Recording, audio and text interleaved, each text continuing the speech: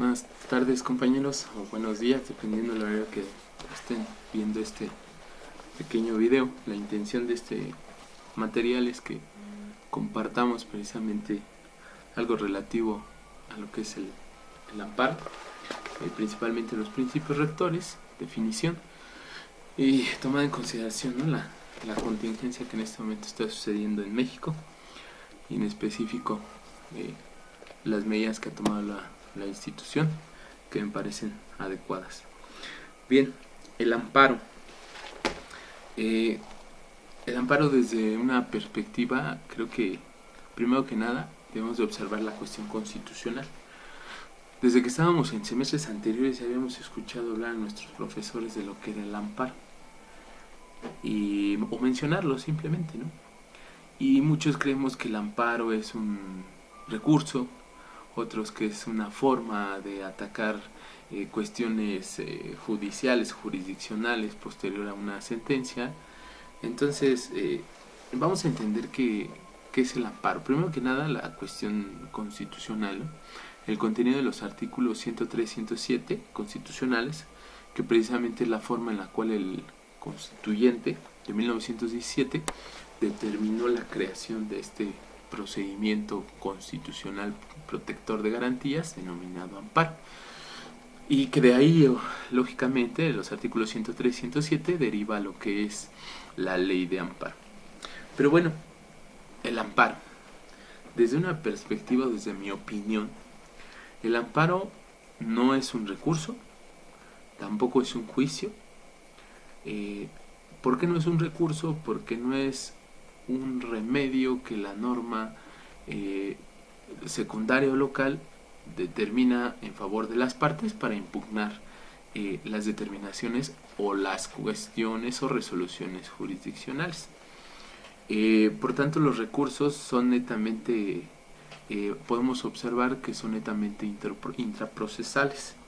Si llegamos a nuestro Código de Procedimientos Civiles del Estado de México, sí habla de recursos: la apelación, la revocación, la queja.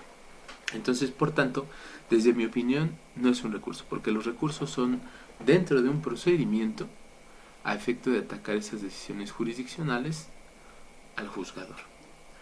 Tampoco es un juicio, aunque es cuestión netamente de terminología. Ya nos advirtieron en derecho procesal que el juicio precisamente radica en esa parte del proceso en la cual el juzgador emite un fallo, analiza,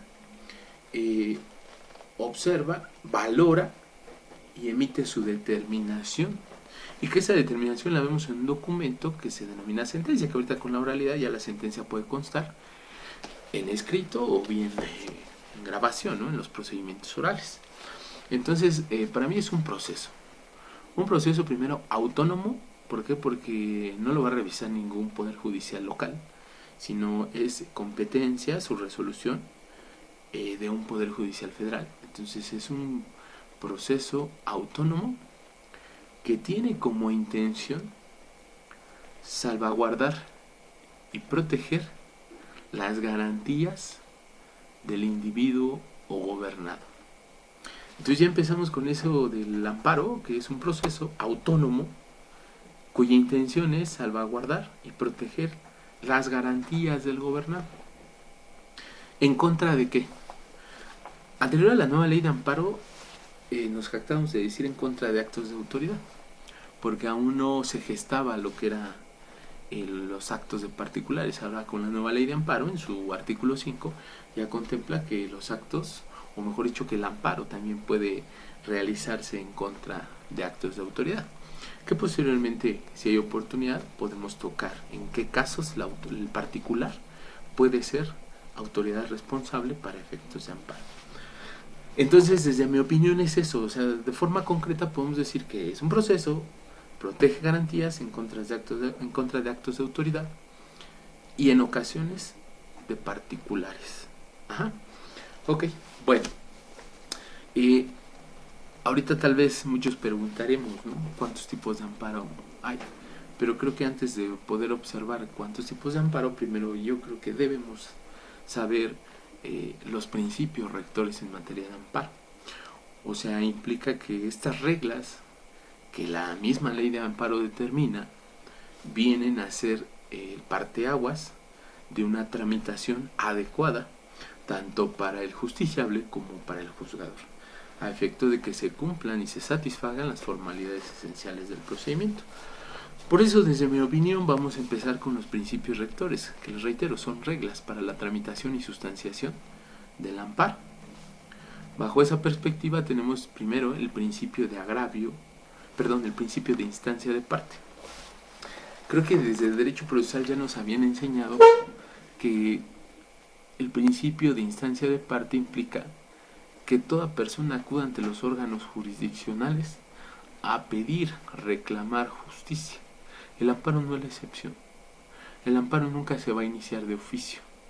El amparo siempre va a ser a petición de un sujeto que pida la tutela jurisdiccional, es decir, que un sujeto que vaya ante los órganos jurisdiccionales y solicite el amparo y la protección de la justicia federal, pues de lo contrario ningún amparo se va a poder iniciar de oficio. Y si checamos nuestra legislación, en la ley de amparo,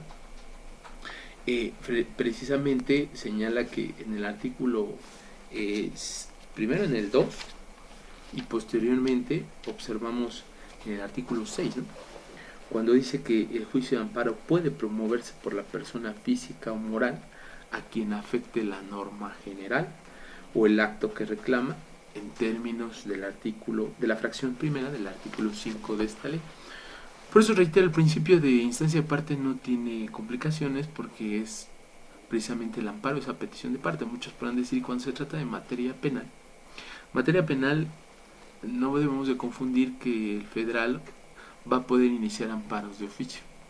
Lo que sí es que hay un papel más paternalista del juzgador en materia penal y en algunas otras, pero necesita que un sujeto, o bien incluso una persona ajena, acuda ante el órgano jurisdiccional y diga que hay un sujeto que se encuentra privado de la libertad, para que posteriormente llamen a ese sujeto al juzgado de distrito y ratifique la demanda de amparo. Pero forzosamente necesita quien acuda ante el órgano jurisdiccional, pues no va a existir una actuación de oficio, o el federal no se va a poner a investigar quién está privado de la libertad para que de alguna manera inicie amparos de oficio.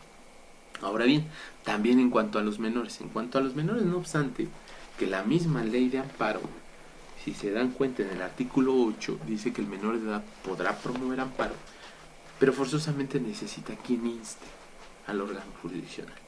O sea, no va a existir ningún amparo de oficio. Ahora bien, el agravio directo y personal. Ese principio de agravio directo personal radica en que el amparo lo va a promover el sujeto quien se sienta vulnerado en sus garantías o bien su representante común. Si hablamos de personas físicas, si siento que me han vulnerado garantías, yo tengo que acudir a promover amparo. ¿Sí? O bien un representante que se encuentre legitimado, ya sea por un mandato o sea por un poder. En el caso de que sea de personas jurídicas colectivas, sea privadas o oficiales, en el caso de privadas, pues sabemos que puede ser el representante, el administrador único o incluso el presidente, dependiendo qué tipo de persona jurídico colectiva sea, para acudir a solicitar el amparo. Y en el caso de personas jurídicos oficiales, el servidor público que se encuentre con facultades y que desde luego exhiba el nombramiento respectivo del cargo que lo está habilitando para poder ejercer esa acción constitucional o promover el amparo. De ahí que precisamente el agravio directo personal radique en que quien promueve el amparo sea el que se le está causando un perjuicio en su esfera jurídica. Se me ocurre que si en este momento voy a impugnar una norma que va dirigida a las personas jurídico-colectivas, y si yo soy socio de esa persona jurídico-colectiva, yo no lo voy a hacer por mi propio derecho, o mejor dicho, si lo hago por propio derecho, ¿qué va a pasar? La autoridad federal me va a decir, ¿sabes qué, Jesús? No te está afectando tu esfera jurídica, porque al final de cuentas la norma va dirigida para las personas jurídico-colectivas. Si tú estás acudiendo como una persona jurídico-individual, por lo tanto la norma no te está causando perjuicio a ti. Y entonces no hay un agravio directo y personal. Ahora, También tenemos el principio de definitividad. El principio de definitividad me parece un principio que a simple vista parece sencillo y que todos nos podemos atrever a decir que el principio de definitividad significa agotar todos los medios de defensa, recursos previos al amparo. O sea que a simple vista me indica que si yo no acudo a los recursos, los recursos que señalan las normas procesales, entonces el día que yo llegue al amparo, eso es una causa de improcedencia, que se encuentra en el artículo 61, fracción 18 de la ley de amparo, que señala que forzosamente tengo que agotar todos los recursos. Se me ocurre, ahorita con la oralidad, que si estoy en una audiencia oral familiar, y si checo por ahí el 575 del Código de Procedimientos Civiles del Estado de México, que me dice que en contra de la inadmisión de pruebas en la audiencia inicial, procede el recurso de revocación, y a mí me desecharon pruebas, y resulta que no interpuse el recurso de revocación, entonces significa que no estoy agotando ese principio de definitividad. Por lo cual, antes de acudir al amparo, tengo que agotar todos los medios. Porque si no lo hago, mi amparo es improcedente. ¿Y qué significa que sea improcedente? Que no sirve el amparo. O sea, no van a entrar a estudiar si me violaron no garantías, porque se va a decretar la improcedencia por el juez, por el magistrado.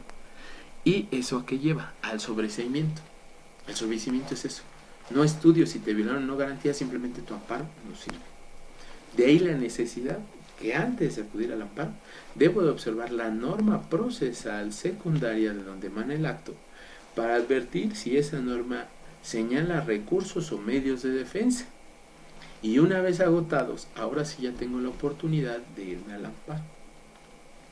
Se me ocurre como recursos o medios de defensa, hace rato refería, la revocación, la apelación, la queja y también, ¿por qué no hablar? El incidente de nulidad de actuaciones, cuando hay una actuación que considero no se atendieron las formalidades esenciales del procedimiento y desde luego que aún no hay sentencia. Si es en ese caso, antes de irme al amparo tengo que agotar ese incidente a efecto de advertirle al juzgador que hay una actuación mal hecha y que solicito su nulidad para que se deje sin efectos, si es necesario, de ahí y todas las actuaciones que le continúen. Entonces, principio de definitividad, agotar todos los medios antes de acudir al amparo. Pero si observamos, ese 61, fracción 18, advertimos que hay excepciones a ese principio de definitividad, es decir, en qué casos no existe la necesidad de agotar esos recursos o medios de defensa. Y bueno, una vez observando esa fracción 18, nos refiere, dice que cuando sean actos que importen peligro de privación de la vida, ataques a la libertad, fuera de procedimiento, incomunicación, proscripción, destierro, en su inciso A, estoy leyendo el 61, fracción 18, inciso A, eso se refiere a cuestiones sobre privación de la libertad, al igual que el inciso B, que esa se refiere a materia penal, en los procesos penales, cuando su intención sea privar de la libertad. O sea, de manera concreta podemos advertir que si el acto que se pretende o que si impugnar en vía de amparo viola la libertad o vulnera la libertad, la privación de la libertad, entonces no hay necesidad de agotar el principio de definitividad. Incluso puedo atreverme a decir, en el inciso A nos habla de privación de la vida. Y por ahí veo un supuesto, ¿no? En el caso de que a mí me impongan en materia civil o familiar como una medida de apremio el arresto. Entonces, en ese caso, no obstante que no sea materia penal, pero el arresto tiene como intención privar de la libertad al sujeto. Por tanto, aun cuando no es penal, y hablamos de civil o familiar, aplica el inciso A. Entonces, en ese caso, no hay necesidad de que agote el recurso, pues, dependiendo del caso, revocación o apelación. Me puedo ir inmediatamente al amparo, porque el legislador estimó que la libertad es una garantía que debe salvaguardarse y no debe anteponerse a formalismos procesales. Entonces, en ese caso, puedo irme inmediatamente al amparo. En el inciso C nos habla cuando se trate de personas extrañas al procedimiento, lo que se habla de los sujetos que jamás intervinieron en un procedimiento, pero que el fallo que se dictó en ese le está causando un perjuicio. Se me ocurre el siguiente ejemplo. Imaginemos que yo promoví una usucapión, ¿sí? Una usucapión en contra del señor X. Pero a mí, como me gusta llevarme las cosas fáciles en el aspecto procesal, pues no investigué si estaba muerto, simplemente llevé el procedimiento, inventé un domicilio y se practicó el emplazamiento de un domicilio que yo inventé. La situación es que posteriormente los hijos del señor X abren la sucesión y una vez abierta la sucesión, al declarar el albacea, ellos podrán percatarse que el inmueble que era del señor X ahora ya está inscrito a mi favor. Entonces ello implica que ellos tienen la calidad de tercero extraño. ¿Por qué? Porque de alguna forma ellos no fueron emplazados.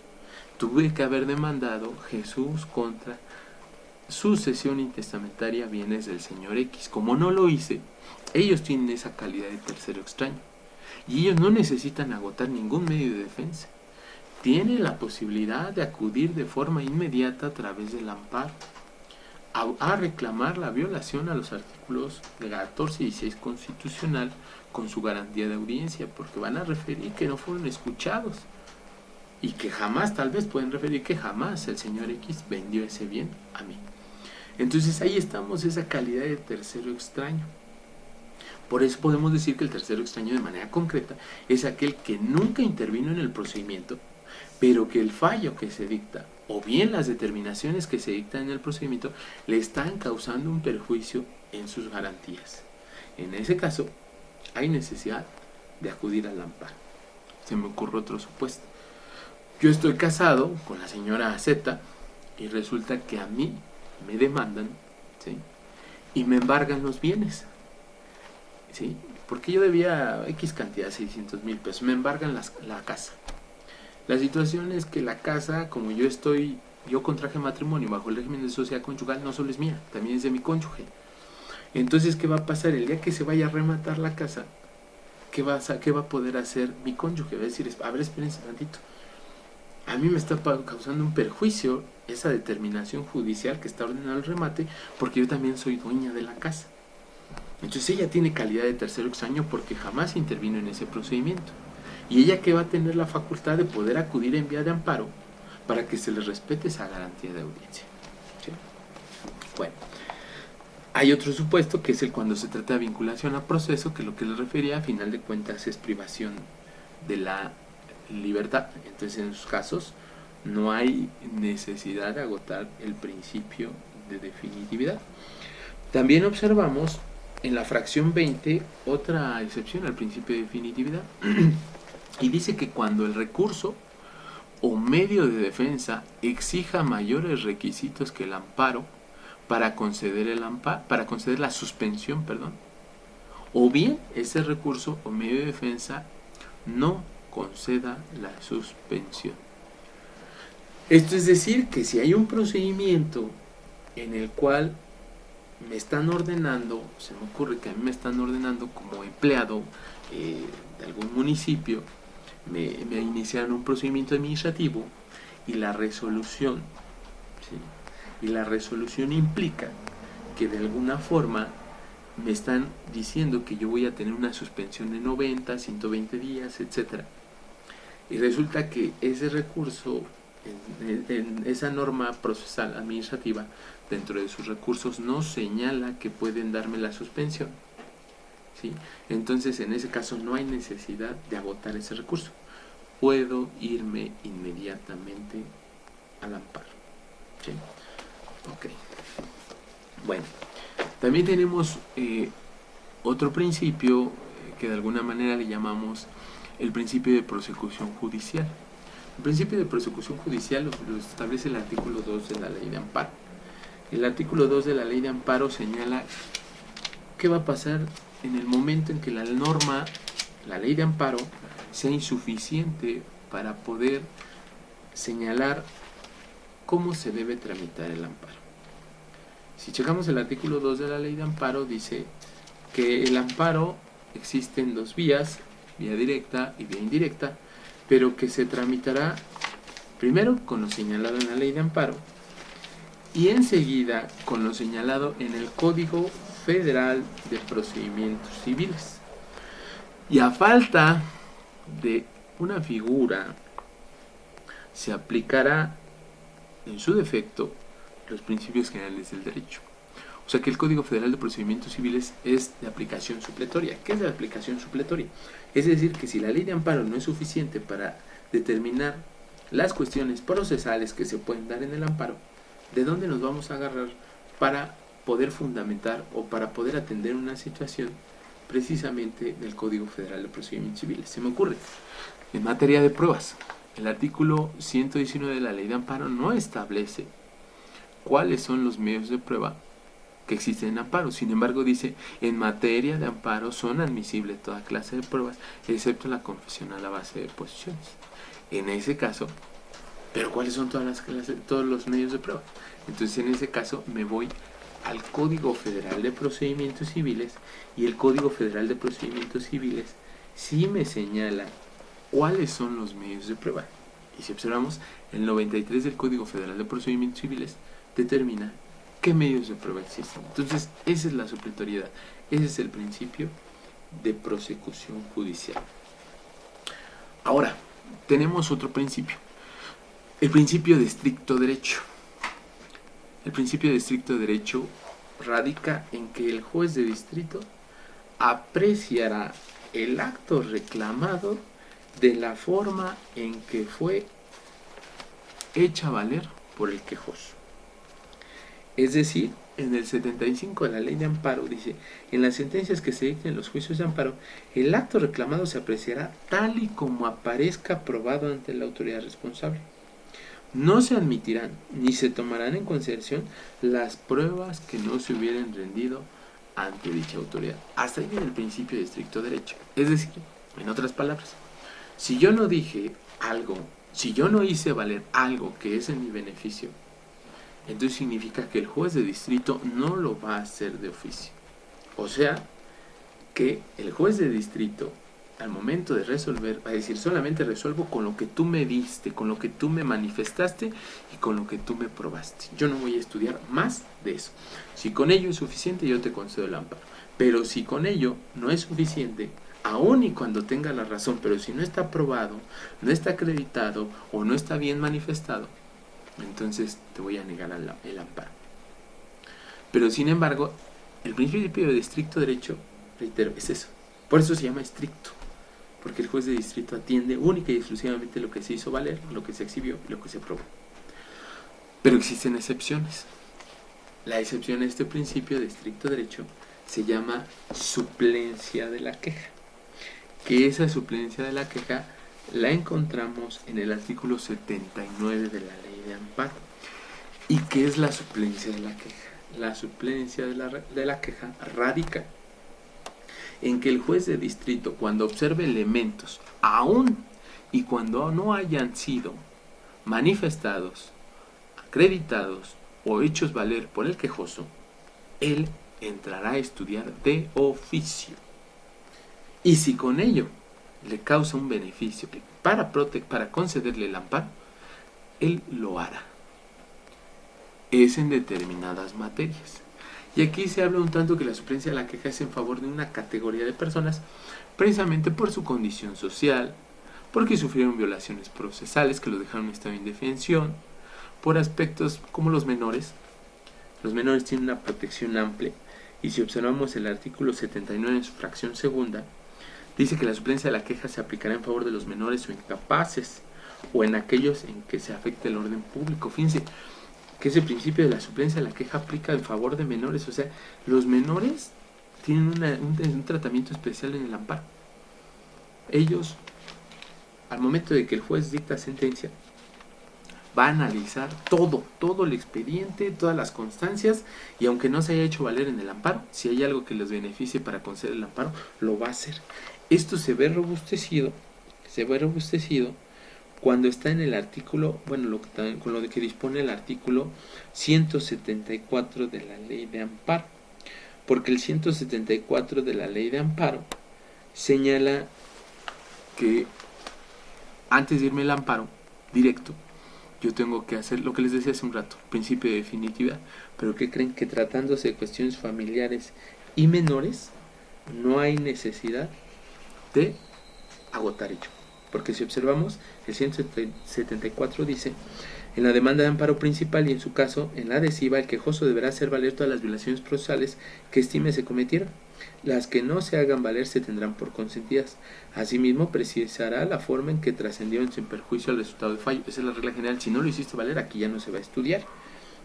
Sin embargo, dice: si las violaciones procesales no se invocaron en primer amparo, ni el tribunal colegiado correspondiente la hizo valer de oficio en los casos en que proceda la suplencia de la queja, no podrán ser materia de concepto de violación. Reitero, si las violaciones procesales no se invocaron en un primer amparo, ni el tribunal colegiado correspondiente las hizo valer de oficio en los casos en que proceda la suplencia de la queja, no podrán ser materia de concepto de violación ni de estudio oficioso en juicio de amparo posterior. Pero un párrafo anterior dice: el tribunal colegiado de circuito deberá decidir respecto de todas las violaciones procesales que se hicieron valer y aquellas que en su caso adviertan en suplencia de la queja. O sea que en caso de que se trate de menores, si en un procedimiento donde intervinieron menores y no se impugnó nada y se llega al amparo, eso no le importa al magistrado del colegiado, lo va a estudiar de oficio, aunque no se hayan impugnado en un primer momento. Y desde luego que, reitero, la suplencia de la queja implica un papel paternalista, un papel protector para esa clase de grupos vulnerables, y sobre todo hay una fracción que en esta nueva ley de amparo viene creada y que se habla de una figura que le llaman la categoría favor debilis, que la fracción 7, cuando dice en cualquier materia en favor de quienes por sus condiciones de pobreza o marginación se encuentren en clara desventaja social para su defensa en el juicio. Ya lo ha dicho la Corte, que en este caso se encuentran las personas adultas mayores, las personas con capacidades diferentes, precisamente porque tienen una condición diferente. Y ello implica que los federales en el amparo deben de hacer suplencia de la queja en favor de ellos. Bueno, de manera concreta, estos son lo que son los principios rectores en materia de amparo. Gracias.